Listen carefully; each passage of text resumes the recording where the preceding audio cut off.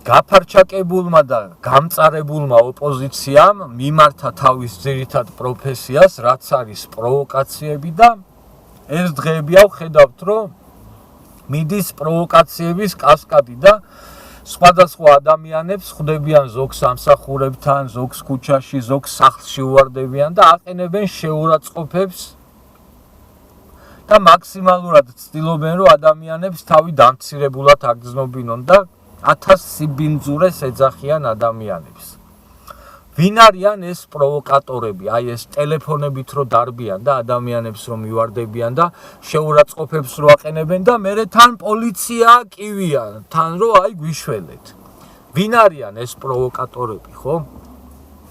ეს პროვოკატორები არის ორი კატეგორიის პროვოკატორები. პირველი კატეგორია ეს არის დებილები, ჩვეულებრივი დებილები, რომლებიც საერთოდ ვერ აზროვნებენ ვერაფერს, რომლებსაც დააჯერეს, რომ ჩელიაბინსკში არიან, რომლებსაც გუშინ დააჯერეს, რომ სალომე ზურაბიშვილი იყო კაკებეშნიკი ყლეხალა და დღეს აი ამ კაკებეშნიკი ყლეხალას გარშემო გააერთიანეს და ტაშსაკვრევინები. აი ესეთი დებილები.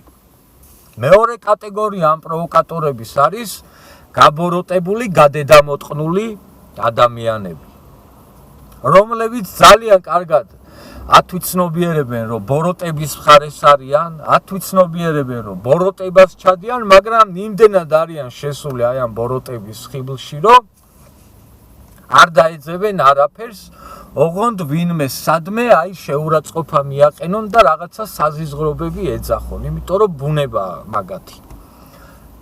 ეს ორი კატეგორია ყავთ აი ამ პროვოკატორების რა. როგორც უკვე აღვნიშნე, პირველი თავიდან ბოლომდე დებილები და მეორე ბოროტი დედამოტყნულები.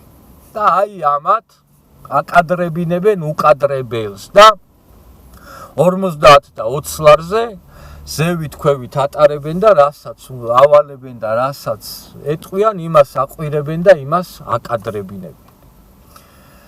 მაგრამ აი ამ პროვოკატორებმა უნდა ძალიან კარგად იცოდნენ, რომ ძალიან მალე მათი პატრონების უმრავლესობა ამ ქვეყნიდან გაიქცევიან.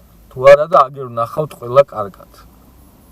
მაგათ პატრონებს იმდენი ფულები აქვთ აღებული კიდე თავიანთი პატრონებიდან, რომ სადაც არ უნდა გაიქცნენ, ყველგან ცხოვრების ბოლომდე მშვენივრად გაატარებენ ცხოვრებას. მაგრამ აი ეს დებილი პროვოკატორები რო ყავთ, აი ეს 50 ლარიანი პუტანკები, სხვა არ ქვია ამათ არაფერი, პირდაპირი და გადატანითი მნიშვნელობით რო გააპუტანკეს.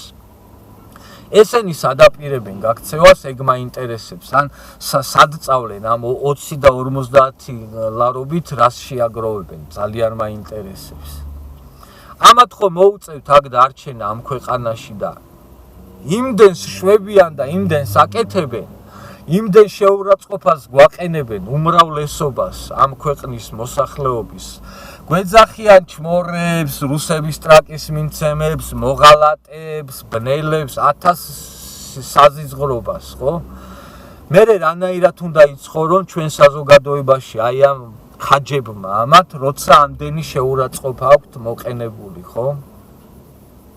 და აი პირდაპირ ამ პროვოკატორებს მიმართავდი, რომ ძალიან მალე თქვენი ადგილი ჩვენ საზოგადოებაში და ამ ქვეყანაში აღარ დარჩება და გაგიჭირდებათ ძალიან თანაცხოვრება იმ საზოგადოებაში, რომელ საზოგადოებასაც თქვენ ყოველდღიურად აყენებთ გაუგონარ შეურაცხყოფას და 1000 სიბინძურეს ლაპარაკობთ და თითებს იშვერთ გაუაზრებლად თუ გააზრებულად ისეთი ადამიანებისკენ, რომლებიც არ იმსახურებენ თქვენგან არც თითის გაშვერას და არც მაგ სიბინძურეების ლაპარაკს. ასე რომ ძალიან კარგად უნდა დაფიქრდნენ აი ეს დებილები, უნდა ცოტა თავს ძალა დაატანოთ და უნდა გაიაზროთ რა რეალობაში ხართ, უნდა გაიხედოთ გარშემო რა ხდება და იქნება აზზე მოხვიდეთ. გაინიავეთ ცოტა ტვინები, გათიშეთ ეგ დედამოტყნული გრიგოლია მელაძე და ვიღაცა ჯანდაბები და